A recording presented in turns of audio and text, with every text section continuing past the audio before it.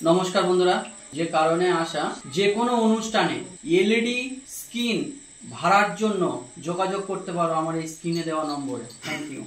Ashit Sandosha, DJ Bapi, তিনি যদি রাখেন তবে থাকবো, তিনি যদি দেখান তবে দেখবো। তাই বলছে, তাহলে যখন মনুষ্য জন্ম পেয়েছো, তোমার বাড়ি গাড়ি টাকা পয়সা ব্যাংক ব্যালেন্স কিসের এত অহংকার? चादर ओढ़ो शंका मत करियो, ये 2 दिन तुमको दी चदरिया, ये 2 दिन तुमको दी। এই দুর্লভ মনুষ্য জন্ম পেয়ে তুমি অহংকার করো না। 5টি অহংকারের মধ্যে যদি একটাও কারুর হয়ে যায়, আর ঠাকুরের চরণ পাওয়া হলো না, জেনে রাখবেন। সেই 5টা অহংকার কি কি? জাতির অহংকার, বিদ্যার অহংকার, মহত্বের অহংকার, রূপের অহংকার, যৌবনের অহংকার। তাই বলছে, চাদর ওড়ো শঙ্কা মত করিও, ये 2 दिन तुमको दी चदरिया, ये 2 दिन तुमको दी। মূর্খ লোক, আমার মতে মানুষ সব থেকে বেশি মূর্খ। কেন বলছি জানেন? রেগে যাবেন না। মানুষ জানে কোনটা পাপ কোনটা পুণ্য, মানুষ জানে কি করলে আমরা উদ্ধার হব, তবু আমরা ডুবে ডুবে জল খাচ্ছি, ভাবি কেউ টের পাবে না। তবু আমরা দিনান্তে করছে হরি নাম কৃষ্ণ নাম করছি না। মূর্খ লোক भेदी नहीं जाने, मूर्ख लोग भेदी नहीं जाने, दिन दिन मैंने सीनी चदरिया झीनी रे झीनी झीनी के राम नाम के राम नाम रस झीनी चदरिया झीनी रे झीनी झीनी झीनी झीनी निराही गौर हरि बोल।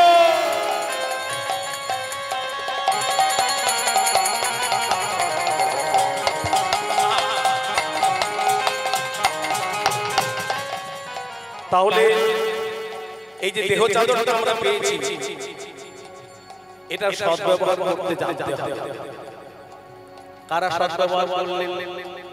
মহান মহান ভক্ত যারা গোবিন্দ ভজন করে গোবিন্দের চরণ পেলেন, তারা কারা? ভক্ত কবির দুজনের নাম নামলেন। ধ্রুব প্রহ্লাদ সুদামানে ওড়ে সুখদেব নির্মলকিনী, ध्रुव प्रहलाद सुदामाने ओढ़े सुखदेव निर्मलकिनी, दास कबीर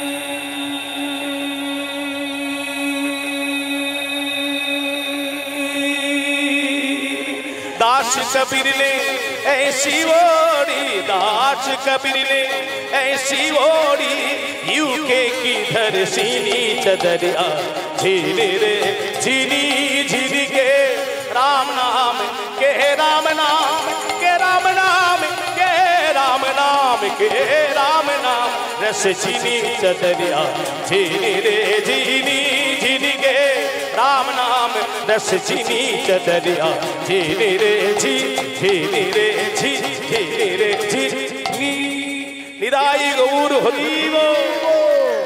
সেই মধুময় শ্রী বৃন্দাবনে কালা কৃষ্ণদাস মহাপ্রভুকে 84 ক্রোশ ব্যাপী বৃন্দাবন পরিক্রমা করেন।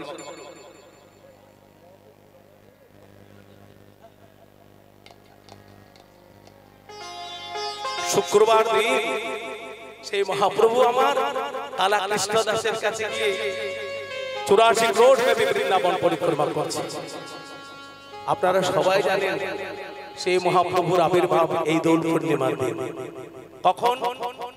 1486 খ্রিস্টাব্দে মহাপ্রভু আমার 1486 খ্রিস্টাব্দে শুক্রবার অদূর লগ্নে, তখন একবারে পূর্ণিমার চাঁদ উদয় হয়েছে। আবার কি হয়েছে? চন্দ্রগ্রহণ হলো। চন্দ্রগ্রহণ যখন হয় তখন সকলেই উলুধ্বনি শঙ্খধ্বনি করে। আর আজকে সকল অঙ্ক চাঁদের কি হয়েছে গো? গ্রহণ হয়েছে। আর অকলঙ্ক চাঁদ যে উদয় হয়েছে আজকে শশী সিন্ধু গর্ভভাজে। আহা হরি বল হরি বল।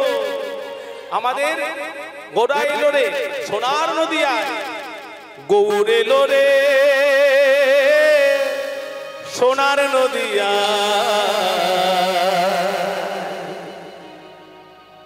চন্দ্রগ্রহণ হয়নি আজকে শচী সিন্ধু গর্ভভাজে মহাপ্রভু এলেন। সে মহাপ্রভুর জয় জয় না দিয়ে আমরা থাকতে পারি? গৌর এলো রে সোনার নদিয়া, উলুধ্বনি শঙ্খধ্বনি শব্দ শোনা যায় আমাদের গৌর এলো রে। উলুধ্বনি হরি বল।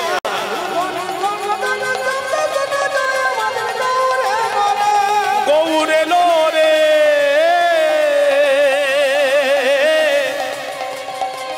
সোনার নদিয়া, উলুধ্বনি শঙ্খধ্বনি শব্দ শোনা যায় আমাদের গৌর এলো রে। হরি বল।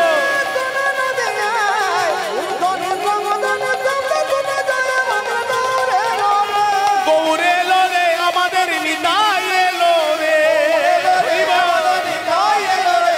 গৌর এলো রে আমাদের নিতাই এলো রে। গৌর এলো রে সোনার নদিয়া, উলুধ্বনি শঙ্খধ্বনি শব্দ শোনা যায় আমাদের গৌর এলো রে। উলুধ্বনি শঙ্খধ্বনি হরি বল।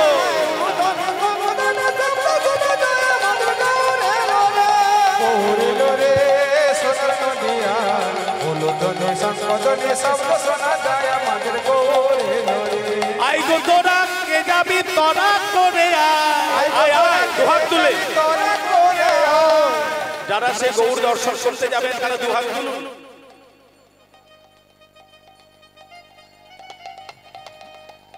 আই গো তোরা কে যাবি তোরা করে আয়,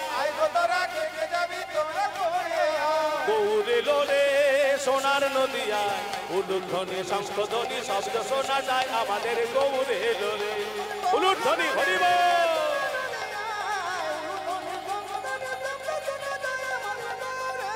ওইদিকে শান্তিপুর ডুবু ডুবু নদে ভেসে যায়, শান্তিপুর ডুবু ডুবু নদে ভেসে যায়। গৌর এলো রে সোনার নদিয়ায়, উলুধ্বনি শঙ্খধ্বনি শব্দ শোনা যায় আমাদের গৌর এলো রে।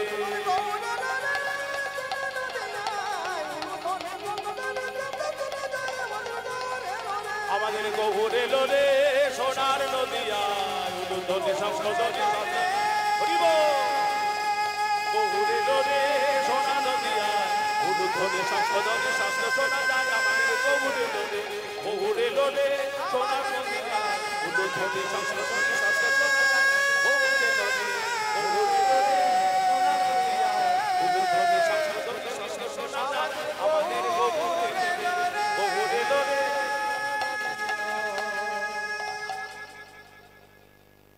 পালা ধরা হয়ে গেছে, আমি কথাটা তুলে ধরে সেই মহাপ্রভু কালা কৃষ্ণ দাসের সাথে 84 ক্রোশ ভাবে বৃন্দাবন পরিক্রমা করছে। বলুন বলুন।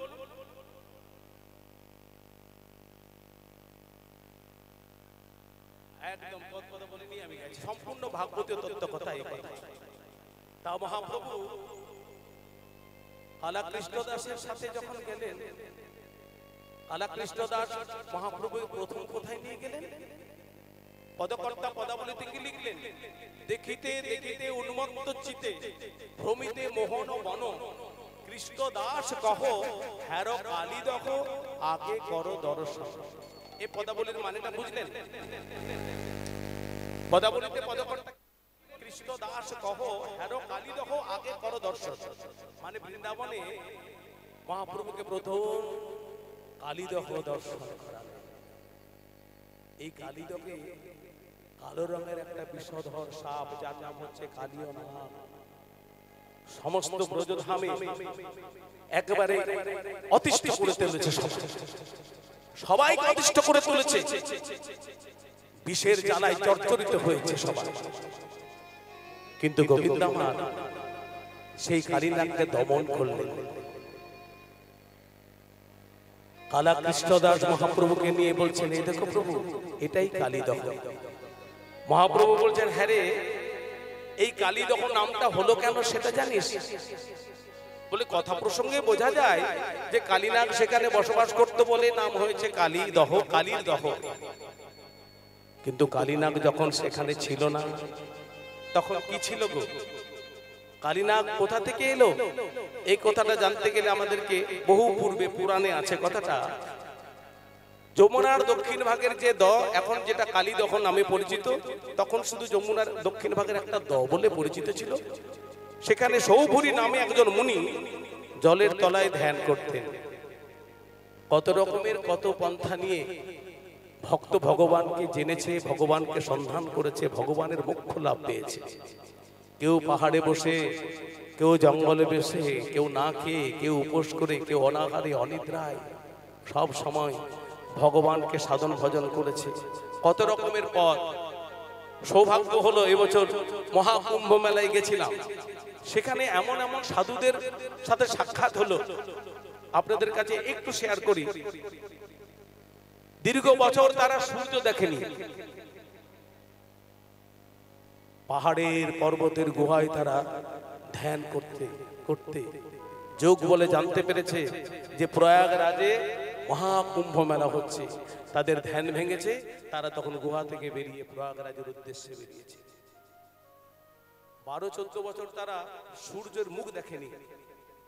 কেউ বা মাথা নিচু করে আছে, কেউ বা একটা হাত উপরে আছে, কেউ বা এক পায়ে দাঁড়িয়ে আছে। কত রকম ভাবে ভক্ত ভগবানকে সন্ধান করেছে, জানতে পেরেছে, আবার জানতে চেষ্টা করছে। ঠিক এই রকমই সৌভরী মুনি যমুনার দক্ষিণ ভাগের যে দ, সেই দয়ের জলে ধ্যান করছে।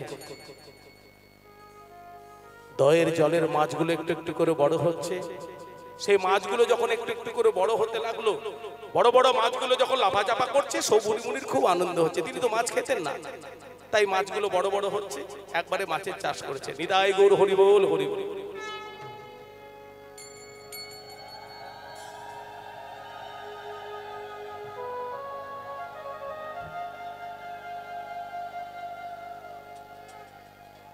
সৌভরী মুনি দেখলেন হঠাৎ যে বড় বড় মাছগুলো লাফাচাপা করছে না কেন, মাছগুলো গেল কোথায়? তাহলে কি মাছ চুরি হলো না মাছগুলো মরে গেল? সেটা জানার জন্য সৌভরী মুনি ধ্যান রেখে একদিন রাতের বেলায় পাহারা দিলেন। যেই না পাহারা দিয়েছেন, অমনি মুনি মাছের চোটটাকে ধরেছেন। চোটটা কে গো? চোটটা হলো ভক্ত প্রবল গরুর। গরুর সাপ খায়, মাছ খায়, আর ওই দয়ের মাছগুলো, বড় বড় মাছগুলো লাফাজাফা করে, রাতের বেলায় একটা একটা করে মাছ ধরে আর খায়, ধরে আর খায়। আজকে সৌভরী মুনি গরুরকে বললেন, গরুর, আমি জানি তোমার এটা খাদ্য বস্তু, কিন্তু তুমি অন্য কোথাও গিয়ে খাও, আমার পোষ মানানো মাছগুলো তুমি খেও না, নইলে আমি তোমাকে অভিশাপ দেবো। না মুনিবর, আজকের মতো আপনি আমাকে ছেড়ে দিন, আপনাকে কথা দিলাম জীবনে আপনার এই দয়ের মাছ আর খাবো না। মুনি ঋষিদের মনটা একটু নরম হয়, তাই সৌভরী মুনি নরম করে মন সুরে বললেন, বেশ, তুমি যখন কথা দিলে আমার পোষ মানানো মাছগুলো আর খাবে না, আজকের মতো তোমাকে ছেড়ে দিলাম, কিন্তু মনে থাকে জানো, ভবিষ্যতে আমার এই মাছ তুমি যদি খেয়েছো, না না মুনিবর, আর আপনার এই পোষ মানানো মাছগুলো খাবো না, আজকের মতো আপনি আমাকে ছেড়ে দেন। সৌভরী মুনি ছেড়ে দিলেন। গরুর 20-25 দিন এলো না, কিন্তু ওই যে টাটকা টাটকা মাছ খেয়ে গরুরের এমন অভ্যাস হয়ে গেছিল, 25-30 দিন পর গরুর আবার এসে মাছ ধরে খেয়েছে। এইবার সৌভরী মুনি গরুর অভিশাপ করলেন, গরুর, আমি তোমাকে বারবার মানা করা সত্ত্বেও তুমি আমার মাছ ধরে খেলে, আমি তোমাকে অভিশাপ দিলাম, আজ থেকে তুমি আমার এই দয়ের জল স্পর্শ করতে পারবে না। আমার দয়ের জল যদি স্পর্শ করো, তোমার মৃত্যু অনিবার্য। আজ থেকে তুমি রমণক দ্বীপে চলে যাও। সৌভরী মুনির অভিশাপ পেয়ে গরুর উড়তে উড়তে উড়তে উড়তে রমণক দ্বীপে গেল। আর ওই রমণক দ্বীপে 5টা রানী নিয়ে কালীয় নাগ বসবাস করছিল সুখে শান্তিতে। এখন যেই না গরুর রমণক দ্বীপে গেছে, অমনি কালীনাগের ভয় হয়েছে। কেন না, গরুর সাপকে দেখলেই তো কামড়ায়। কালীনাগ চিন্তা করছে এবার আমার সংসারটা গেল, গরুর এসেছে এবার খেয়ে ফেলবে, আমি যাব কোথায়? সারা মনোগদ্বীপ ছুটে বেড়াচ্ছে, কোথাও আর ভালো আশ্রয় পাচ্ছে না। সেই কালীনাগ জানতে পারলো গরুর কোথায় যেতে পারবে না, সৌভরি মুনির অভিশাপ আছে, যমুনার দক্ষিণ ভাগের যে সেখানে গরুর যেতে পারবে না। তাই কালীনাগ বুদ্ধি করে তার 5টা রানীকে নিয়ে সেই যমুনার দক্ষিণ ভাগে ওই দয়ে এসে বসবাস শুরু করলো। কিন্তু কালীনাগের এমনই বিষের প্রতাপ, সৌভরি মুনি অতিষ্ঠ হয়ে চলে গেলেন অন্যত্র। দয়ের মাছগুলো সব মরে গেল, ভেসে উঠলো। এমনই তার অহংকার বেড়ে গেল। যখন থেকে বসবাস শুরু করলো ওই দয়ে, তখন থেকে নাম হলো কালীর দহ, কালী দহ। এই তো কদম্ব তরুর পরে চড়িয়া দিলেন ওঝা,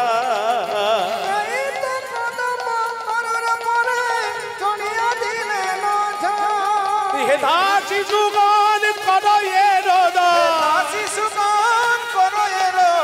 সুরগণ খেদিকা, সুরগণ খেদিকা, হে দাসী সুগণ করো এরদন সুরগণ হেরিকা, সুরগণ হেরিকা।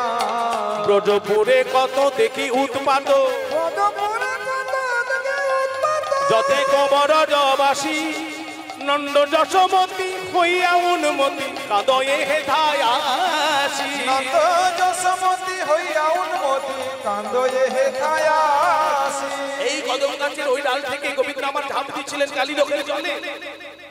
কিন্তু গোবিন্দ আমার অনেকক্ষণ ধরে যখন জল থেকে ওঠেনি, তখন সকলের চিন্তা। সিদাম সুদাম দাম্বু সুদাম ভাবলো দুষ্ট কালীনাগ বুঝি আমাদের কানাইকে কামড়ে দিয়েছে। তাই গোপ গোপী গণ করো রোদন, লোটাই অবনী মাঝে, ব্রজবাসী কুল খেদিয়া কুল উঠিয়া নাগর রাজে। ব্রজবাসী কুল হেরিয়া কুল উঠিয়া নাগর রাজে। এ কথা শুনিয়া বিভোর হইয়া পড়িলেন গৌর হরি।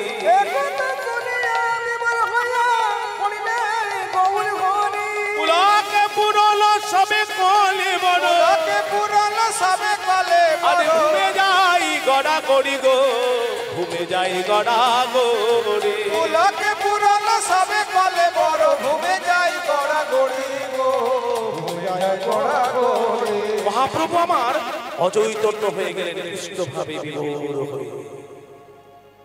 কিন্তু মহাপ্রভু যখন অচৈতন্য হতেন, কেমন করে তার চেতনা আনা হতো গো?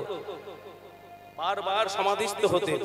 ঠাকুর শ্রী রামকৃষ্ণ দেবও সমাধিস্থ হতেন। কিন্তু মহাপ্রভু যখন অচৈতন্য হতেন, মহাপ্রভুর জ্ঞান কি করে ফিরে আনা হতো? কানের কাছে হরিনাম কৃষ্ণ নাম। তাই সকলকে বলবো, মহাপ্রভু অচৈতন্য হয়ে গেছেন, আমরা সবাই বলবো তোমরা কৃষ্ণ কৃষ্ণ বলো মুখে, হরি বল। তোমরা কৃষ্ণ কৃষ্ণ বলো মুখে, নামে বুক ভরে যায় অভাব মিটা, হরি বল। নামে বুক ভরে যায় অভাব মিটা, স্বভাব জাগায় মহাসুখে। নামে বুক ভরে যায় অভাব মিটায়, স্বভাব জাগায় মহাসুখে।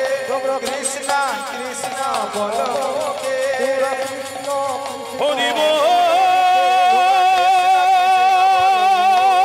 দুহাত তুলে হরি বল,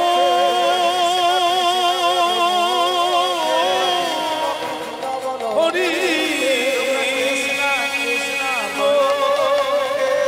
মহাপ্রভুর জ্ঞান ফিরে এলো। আর যখনই মহাপ্রভুর জ্ঞান ফিরে এলো, তখন কি বলে ডাকছেন গো? কাহা মোর মাতা শ্রীরামাদি সখা, কাহা মোর গোপীগণ ইহা বলি কাঁদে, ফিরো নাকি বাঁধে মাধব আকুল ইহা বলে কাঁদে,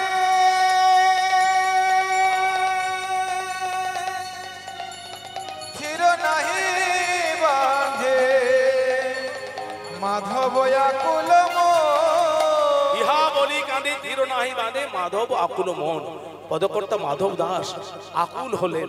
আজকে মাধব দাস আজ গড়ালো রে হরি বল। মাধব দাস আজ গড়ালো রে ওই কৃষ্ণ প্রেমে বিভোর হয়ে। মাধব দাস ওই কৃষ্ণ প্রেমে বিভোর হয়ে। উলুধ্বনি হরি বল। কৃষ্ণ প্রেমে বিভোর হয়ে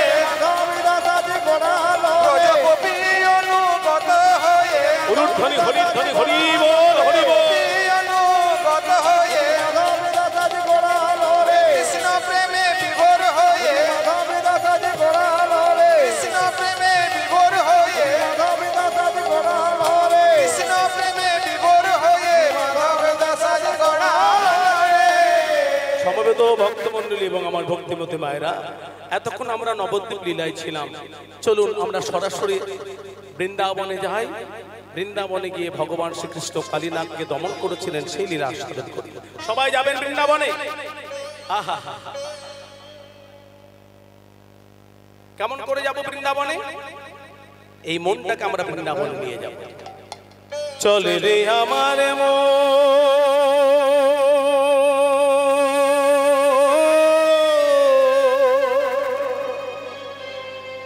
মধুর বৃন্দাবন,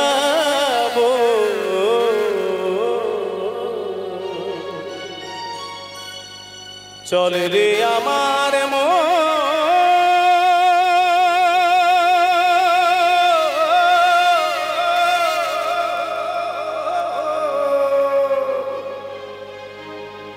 মধুর বৃন্দাবন।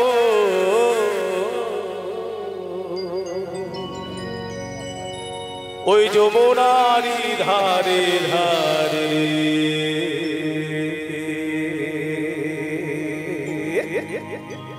তমালের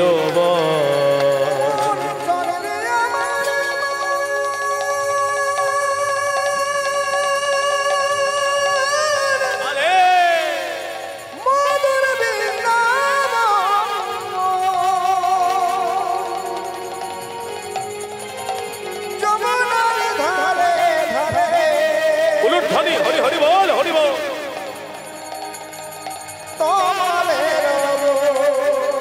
চলে রে আমার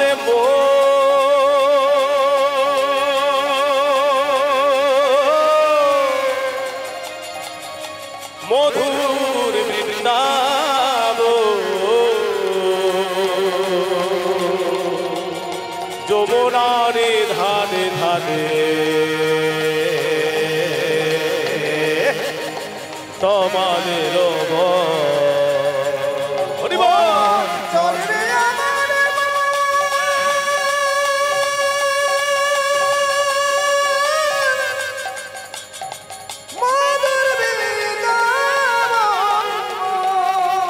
মায়ের একবার উলুধ্বনি, বাবা হরিধ্বনি হরি বল হরি বল। বৃন্দাবনে যাচ্ছে যমুনার ধারে ধারে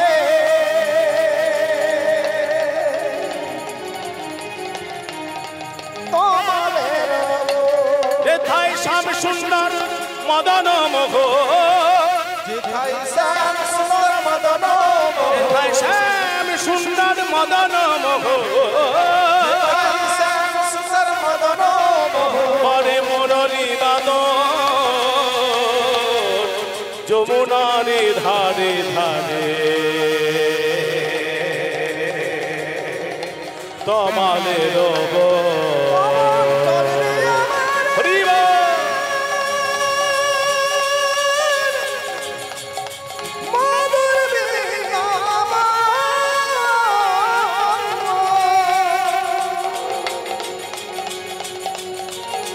যমুনার ধারে ধারে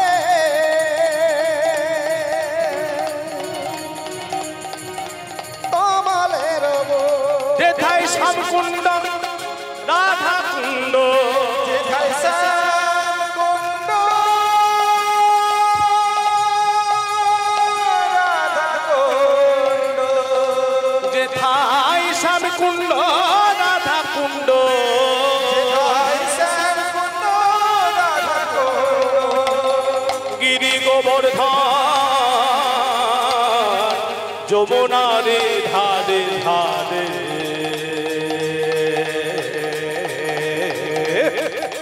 তোমারে রব অমন চলে রে হৃদয় গোবর হরিব চলে রে আমার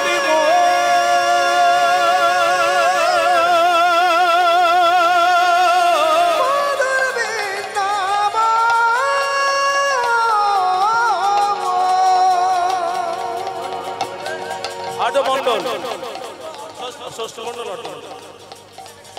যমুনারি ধারে ধারে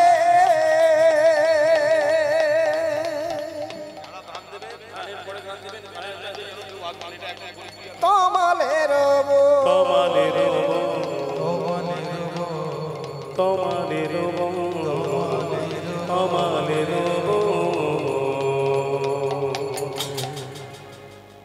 ভক্তমন্ডলী মায়েরা যারা যারা দান দিতে ইচ্ছা প্রকাশ করছেন, গানের শেষে আমি ওখানে 5 মিনিট দাঁড়িয়ে থাকবো, আপনারা তখন আমাকে দান দেবেন। তার আগে কেউ উঠবেন না। আমি আপনাদের চরণ ধরে ক্ষমা চাইছি। আমি এইভাবে অভ্যস্ত নই। মাঝে মাঝে আসবেন, আবার নাম বলতে বলবেন, একে তো 3 ঘন্টা, তারপর যদি ওই করেন তাহলে তো হৃদয় গৌর হরিব। কালিন্দির কি দখে কালিনাগ তাকে বিশজন দহন সমা তাহার উপরে মা কোন পাখি যদি উড়ে যায় পরে তাকে গজিয়া পরা সমবেত ভক্তমন্ডলী এবং ভক্তিমতী মায়েরা, লীলা প্রথমে একটা কথা বলি, আপনারা মন দিয়ে শুনবেন। ভগবান শ্রীকৃষ্ণ অষ্টাবিংশতি চতুর্যুগের দাপর যুগে নরলীলা করতে এসেছেন। শ্রীকৃষ্ণের যত লীলা সর্বোত্তম নরলীলা, নর বপু তাহারও সমান। কিন্তু যতই লীলা করুক না কেন, এই নরলীলা করতে এসে তিনি জীবকে শিক্ষা দিয়ে গেছেন। যে কোনো লীলা বলুন না কেন, দান মান নৌকা বিলাস উত্তর গোষ্ঠ পূর্ব গোষ্ঠ, যে কোনো লীলায় বলুন, লীলা করে তিনি জীবকে শিক্ষা দিয়ে গেছেন। তাহলে ভক্তমন্ডলী মায়েরা, আপনাদের মনে প্রশ্ন জাগে যে একটা সাপকে মেরে অর্থাৎ কালিনাগকে দমন করে গোবিন্দ আমার জীবকে কি শিক্ষা দিলেন? দেখুন, জীব শিক্ষার কথাটা প্রথমে বলি। বৃন্দাবন 84 ক্রোশ ব্যাপী বৃন্দাবন, সেই বৃন্দাবনে 12খানা বন, সেই বৃন্দাবনে যমুনা, যমুনার দক্ষিণ ভাগের যে দহ, সেই দয়ের নাম হচ্ছে কালীদহ। সেই কালীদহে কালো রঙের একটা বিশাল আকারের সাপ বসবাস করে, জর্জরিত করে তোলে বৃন্দাবনের সমস্ত জায়গায়। বৃন্দাবনের সমস্ত পশু পাখি কীট পতঙ্গ সকলকে একবারে অতিষ্ঠ করে তুলেছে। সেই কালীনাগকে গোবিন্দ আমার দমন করলেন। এটা করে জীবকে কি শিক্ষা দিলেন?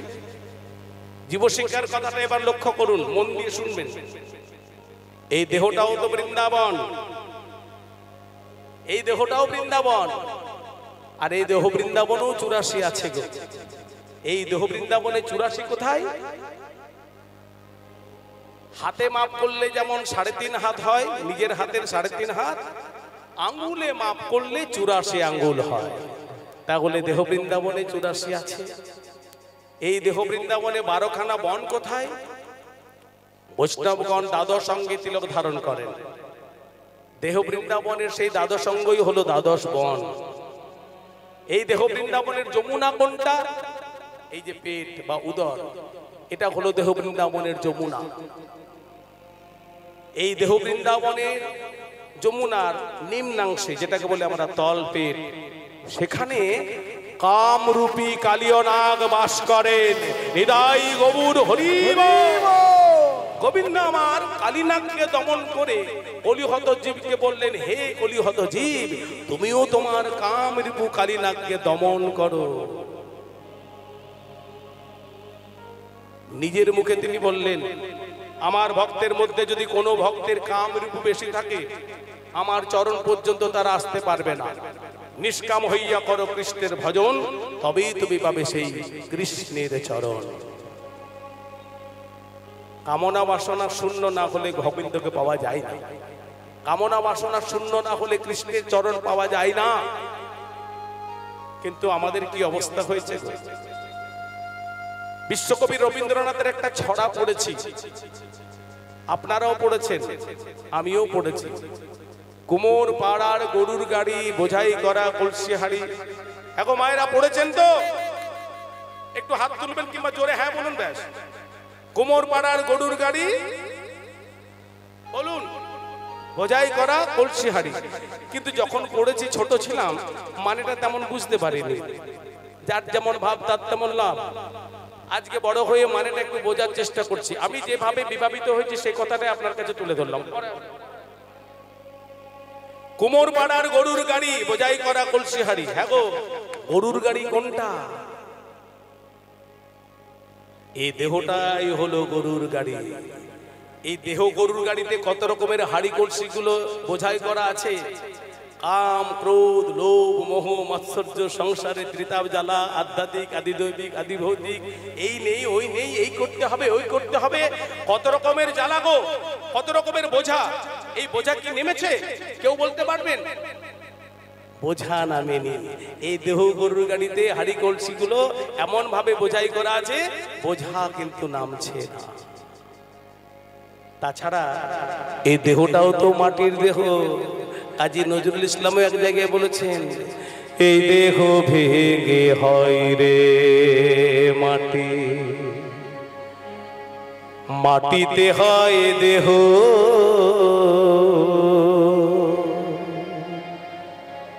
এই দেহ ভেঙে হয় রে মাটি, মাটিতে হয় দেহ।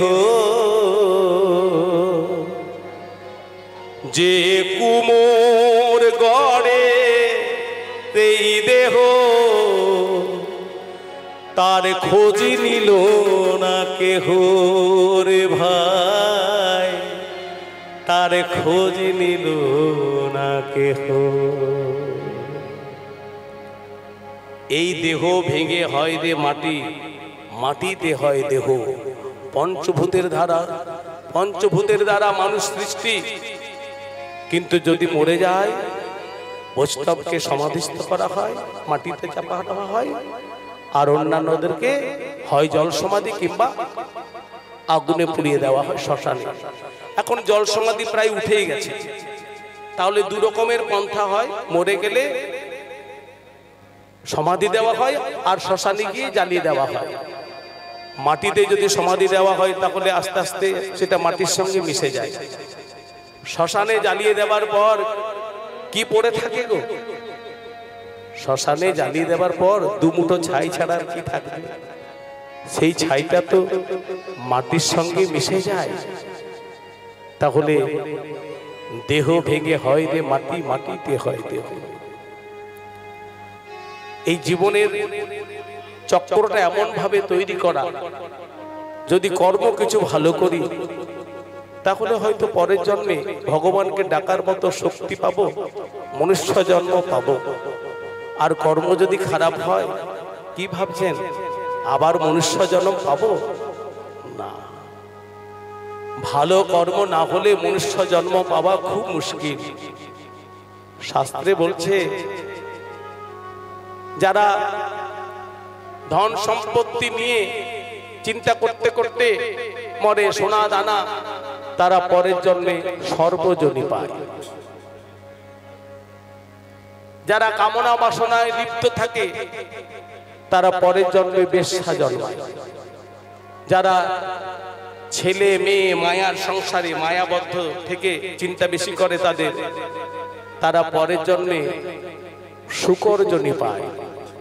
আর যারা কৃষ্ণ ভাবনামৃত থাকে, যারা কৃষ্ণ ভাবনায় থাকে তারা ভগবত প্রাপ্তি পায়। নিতাই গৌর হরি বল। একুল ভাগে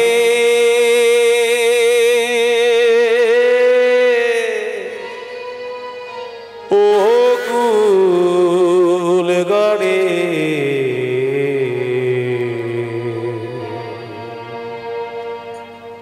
এই তো নদীর খেলা,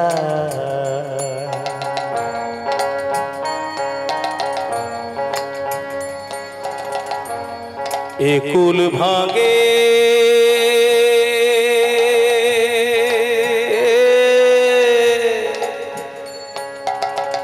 ও কুল গড়ে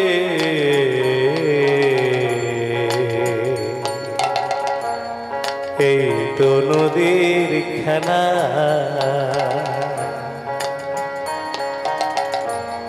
সকাল বেলা আমির মানে বড় লোক, সকাল বেলা আমির রে ভাই,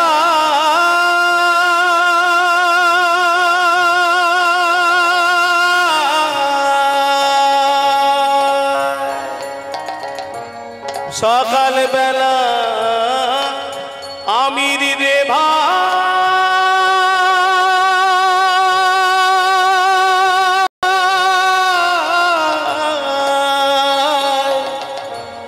ফকির সন্ধ্যা বেলা রে ভাই এই তো বিধির খেলা। একুল ভাগে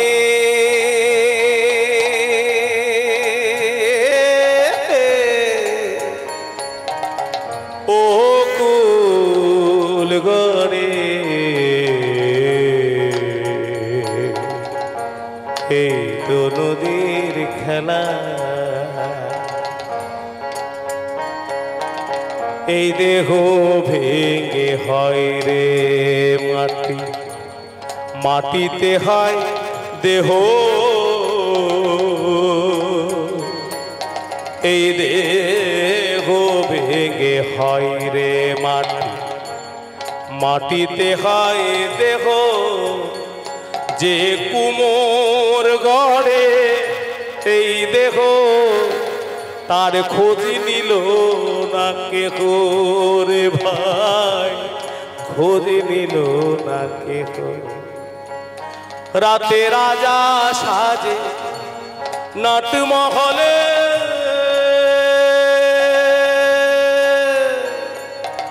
দিনে ভিক্ষা মাগে পথে পথে, শেষে শ্মশানে ঘাটে গিয়ে দেখে, শ্মশানে ঘাটে গিয়ে দেখে সবাই মাটির ঢেলা। এই তো নদীর খেলা রে ভাই, ভব নদীর খেলা। একুল ভাগে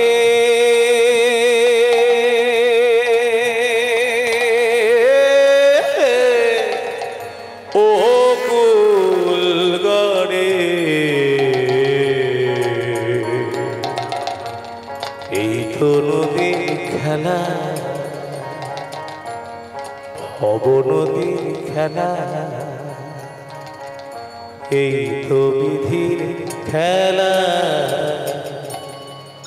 যে কুমোর গড়ে এই দেহ, মাতৃগর্ভে যখন আমরা ছিলাম তখন আমাদের কার সাথে সম্বন্ধ ছিল? যিনি গড়ছেন তার সাথে। কত করে তখন বলেছি ঠাকুর, গর্ভবাসং মহা দুঃখং ত্রাহি মাম মধুসূদনম ত্রাহি মাম। আমাকে নিয়ে চলো ভব সংসারে, আমাকে নিয়ে চলো। সেই কুমোরটা আমাদেরকে বলছেন দাঁড়াও বাবা, পাঠাবো, আগে সুন্দর করে তোমাকে গড়ে দিই, তারপর তোমাকে পাঠাবো। কিন্তু বাবা ভবে গিয়ে তুমি আমাকে ভুলে যাবে না তো? আমরা তখন ঠাকুরকে বলেছি, না প্রভু, তোমাকে কি ভুলতে পারি? তোমাকে কখনো বলবো না, ভবে গিয়ে তোমার গুণানুকীর্তন করব। কিন্তু হায় রে, যেই না মায়ার সংসারে এলাম সব ভুলে গেলাম। দিনান্তে একবারও সেই কুমোরটার নাম আমরা করতে পারছি না। অথচ কত আজে বাজে কথা বলছি, কত আজে বাজে কথা শুনছি, কত কাজ কর্ম করছি, সুকাজ যাই হোক না কেন, কিন্তু সেই কুমোরটার নাম আমরা দিনান্তে একবারও করছি না।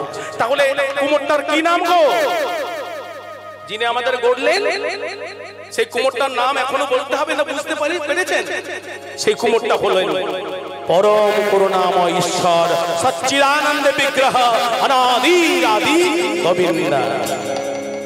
আর কুমোররা যে পাড়াতে থাকে সেই পাড়াটার নাম হলো কুমোর পাড়া। তাহলে আসল কুমোর পাড়া কোনটা? গোলক বৈকুণ্ঠ ধাম নিদাই গৌর হরি গো। তাহলে কুমোর পাড়ার গরুর গাড়ি বোঝাই করা কলসি হাড়ি। তারপরের লাইনটা বলবেন, গাড়ি চালায় বংশী বদন হরি বল।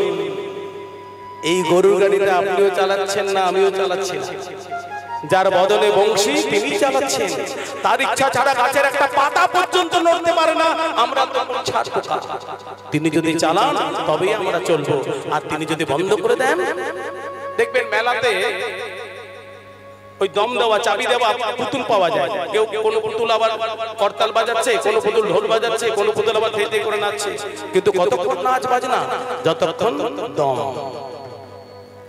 মনে রাখবেন, আমাদের প্রত্যেককেই তিনি দমটি দিয়ে পাঠিয়েছে। যার যতক্ষণ ততক্ষণ সেই নাচ না,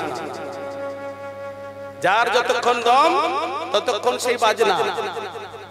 কেউ 8 বছর বয়সে চলে যাচ্ছে, কেউ 80 বছর বয়সে, কেউ 40-এ। যার যখন দম চলে যাচ্ছে। গাড়ি চালায় বংশীবদন, তিনি আমাদের গরু গাড়িটা যদি চালাচ্ছেন তাহলে মনে প্রশ্ন জাগতে পারে, তাহলে তিনি যদি চালাচ্ছেন আমরা চোখ বন্ধ করে থাকি, যথাসময়ে তিনি আমাদের গন্তব্যস্থলে পৌঁছে দেবেন। মানে গাড়ির ড্রাইভার যদি ভালো হয়, আপনি চোখ বন্ধ করে গাড়িতে বসে থাকুন, শুয়ে থাকুন, ঘুমিয়ে যান, গাড়ির ড্রাইভারটা যথাসময়ে আপনাকে গন্তব্যস্থলে পৌঁছে দেবেন। এখানে ড্রাইভারটা কেমন গো? বলি তার মতো ড্রাইভার ত্রিজগতে কেউ আছে নাকি? তবু আমরা গন্তব্যস্থলে পৌঁছতে পারছি না। তবু আমরা গন্তব্যস্থলে পৌঁছতে পারছি না। কেন পারছি না?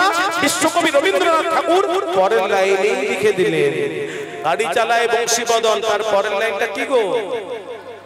সঙ্গে যে যায় ভাগ্নে মদন হরি বল। এই গরুর গাড়িতে মদন চেপে আছে, যে মদন মদন কামদেব, কামদেব বসে আছে। আর কামের থেকে কেউ রেহাই পায়নি। দেবতা গন্ধর্ব যক্ষ রক্ষ নর বানর কীট পতঙ্গ পশু পাখি কামের থেকে কেউ রেহাই পায়নি। তাই যতদিন সেই ভাগ্নে মদন এই গরু গাড়িতে চেপে থাকবে, ততদিন আমরা গন্তব্যস্থলে পৌঁছাতে পারবো না। সেই ভাগ্নে মদনকে গরু গাড়ি থেকে নামাতেই হবে। নিষ্কাম হইয়া করো কৃষ্ণের ভজন, তবেই তুমি পাবে সেই কৃষ্ণের চরণ। নিতাই গৌর হরি বল।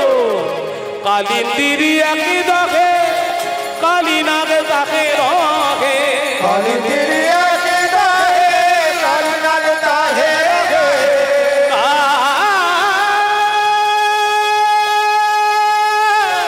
কালিন্দিরি দেখে,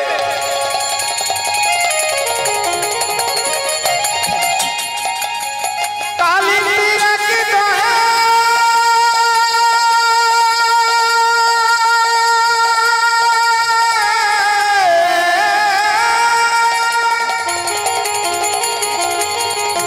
হরিধ্বনি হরিধ্বনি উলুধ্বনি হরি বল।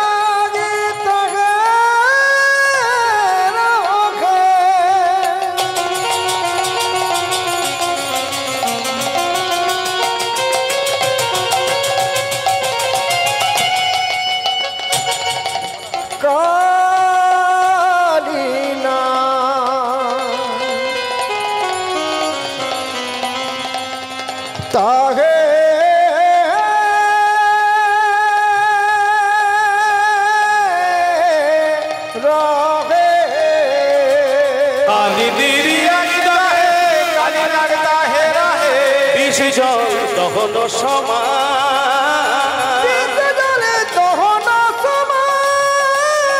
তাহার উপরে ভাই কোন পাখি যদি উড়ে যায়, তাহার উপরে কোন পাখি যদি উড়ে যায়, পরে তাকে তেজিয়া পরাণ গো, পরে তাকে তেজিয়া পরাণ গো, কেউ বাঁচে না, কেউ বাঁচে না, বিষের জ্বালায় কেউ বাঁচে না, ওই বিষে জল যেন দহন সমান, ওই বিষে জল যেন দহন সমান। বিষ জলটা টপক টপক করে ফুটছে, কেউ বুঝতে থাকছে না। কি করে বোঝা গেল বিষ জলটা দহন সমান? না কালী দহের উপরে কোনো পাখি